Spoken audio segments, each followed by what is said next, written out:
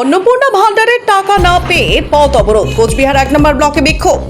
অন্নপূর্ণা ভান্ডারের প্রাপ্য টাকা না পাওয়ার অভিযোগে শুক্রবার কোচবিহার 1 নম্বর ব্লকের বিডিও অফিসের সামনে পথ অবরোধ করে বিক্ষোভ দেখালেন একাধিক মহিলা। দীর্ঘদিন ধরে অ্যাকাউন্টে টাকা না ঢোকায় ক্ষোভে ফেটে পড়েন বিক্ষোভকারীরা। দ্রুত বকেয়া টাকা মিটিয়ে দেওয়ার দাবিতে রাস্তায় বসে ও দাঁড়িয়ে প্রতিবাদে শামিল হন তারা। বিক্ষোভকারী মহিলাদের অভিযোগ, অন্নপূর্ণা ভান্ডারের জন্য আবেদন করার পর দীর্ঘদিন পেরিয়ে গেলেও এখনও তাদের অ্যাকাউন্টে প্রাপ্য অর্থ জমা পড়েনি। বিষয়টি নিয়ে বারবার প্রশাসনের দ্বারস্থ হলেও সমস্যার সমাধান হয়নি বলে দাবি তাদের।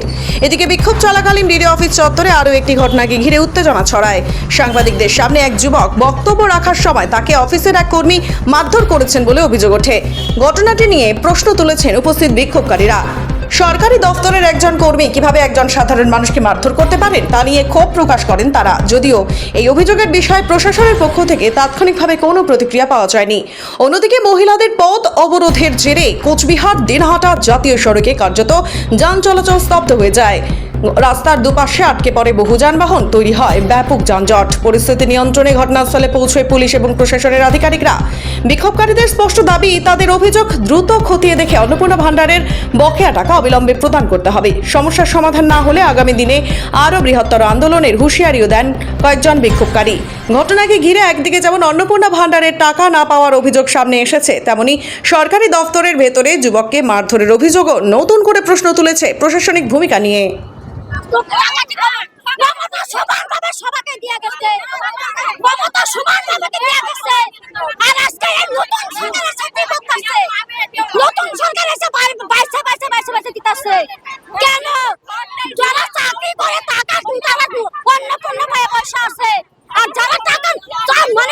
সংসার চলে না, তাদেরই নাই টাকা।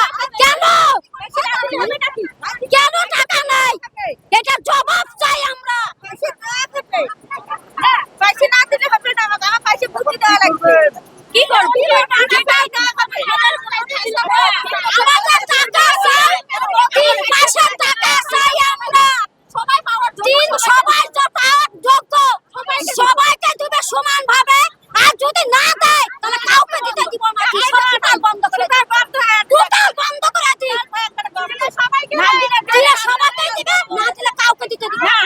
সবাইকে বন্ধ করে 3 মাস হয়ে গেল, 3 মাসের পরে একটা টাকা পাই না। আমরা এই কারণে করছি, আমাদের সবাইকে অ্যাপ্রুভ করে দিতে লাগবে। আমরা এতদিন ধরে যদি অপেক্ষা করি, কালকে কেন আমাদের অ্যাপ্রুভ হলো না সেটা জবাব দিতে হবে। মারলো কেন? এই দেখো মারলো কেন? সত্যি কথা বলতে গেলে কি বলতে হয়? এটাই কি রাজনীতি? এটা রাজনীতি? হ্যাঁ, আর আমাদের উপরে চোটপাটি, এটা আমরা মানছি না। আমরা ভিডিও দেখা করে আমাদের সবাইকে অ্যাপ্রুভ করে দিতে লাগবে, আমাদের এটাই দাবি। আমরা দিয়েছি, দিব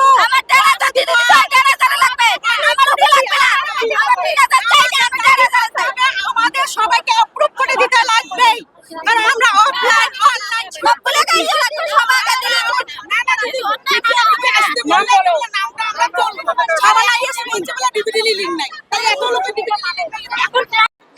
আমি একটা ছেলে বাসা থেকে নাইমা যখন কথা বললে চিল্লাই দিল, আমি বললাম বলে ভাই চিল্লাই না, এখানে প্রশাসন আছে, প্রশাসনের কাছে প্রশাসনের করতে দে।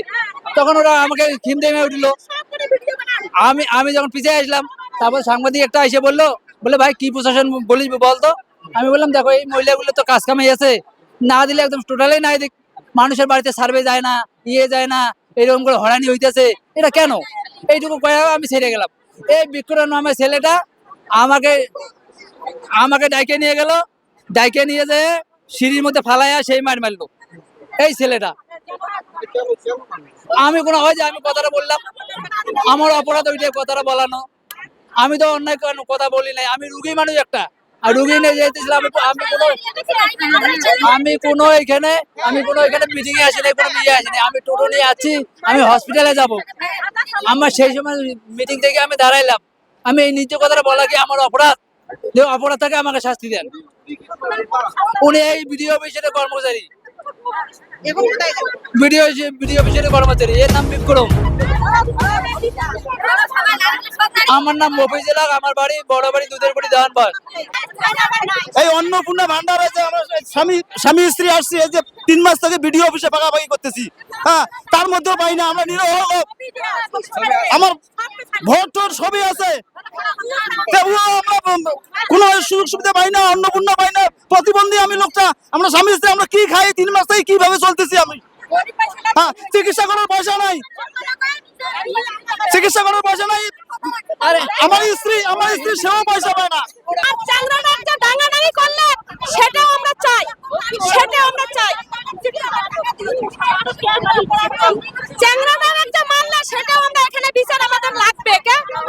হ্যাঁ, কি গেলে রাস্তা এখানে বন্ধ করছে, এটা বলছে যে অন্নপূর্ণা পালে সবাই পাবে না। ছেলেটা বলছে যে অন্নপূর্ণা ভান্ডার যদি সবাই পায় সবাইকে দিতে হবে, আর যদি না হয় তাতেই ছেলেকে ধরে মার দিল, তাতেই মারলো। কেন মারলো সেটার আমরা বিচার চাই। আমাদের সামনে বেরিয়ে কিন্তু আমাদের অপরাধ হয়ে গেছে, এখানে নেবে। আমরা কেন অন্নপূর্ণা ভান্ডার পাবো না? সবাই পাচ্ছে, আমরা কেন পাবো না? 3-4 মাস থেকে সবাই পাচ্ছে, আমরা পাচ্ছি না। এটা তো অন্যায়। যা দিবে সরকার সবাইকে সমান দিবে, একজনকে দিবে আর একজনকে দিবে না, এটা তো হয় না। এটা আমরা অবরোধ করছি, আমাদেরও দাবি মানতে হবে। মুখ্যমন্ত্রীকে আমাদের দাবি মানতে হয়, তাহলে সবাই পাবে, না পালে কেউ না পাবে। ভক্তি বসা দেখি কতক্ষণ আমরা 3 মাস থেকে কোনো অন্নপূর্ণা পাইনি। এখানে ভিডিওতে আসছি, বলছে এই মাসে টাকা ঢুকবে, এই মাসে ঢুকলো না। আমাদের পাশের বাড়িতে 4 টাকা আছে, তারা পারলো, তাদের চাকরি চলতো, তারা পেল, আমরা কেন পেলাম না? আর আমাদের মতো অনেক মহিলা আছে যারা ওই অন্নপূর্ণা বা লক্ষ্মীর ভান্ডার দিয়ে ছেলেকে টিউশন পড়ায়, ছেলেকে স্কুল টিফিন দেয়, এরকম অনেকেই আছে। 3 মাস থেকে টাকা পাচ্ছি না, গরিব মানুষ। আমাদের এই টাকাটা কত আশা করে আমি করছি যে 3 মাস পর লক্ষ্মী ভান্ডার 1500 টাকা করে পাইতাম, তারপরে বললো যে 3000 টাকা করে দেওয়া হবে। আমরা শুনে কত খুশি হইলাম। এখন আমরা 3টা মাস থেকে 1 টাকা পয়সা কিচ্ছু পাচ্ছি না। অফলাইনে করছি, অনলাইনে করছি, কেন টাকা পাচ্ছি না আমরা? অথচ আমাদের বাড়ির সামনে কোনো অভাব নেই, তারা টাকা পাচ্ছে, আর অথচ আমরা পাচ্ছি না।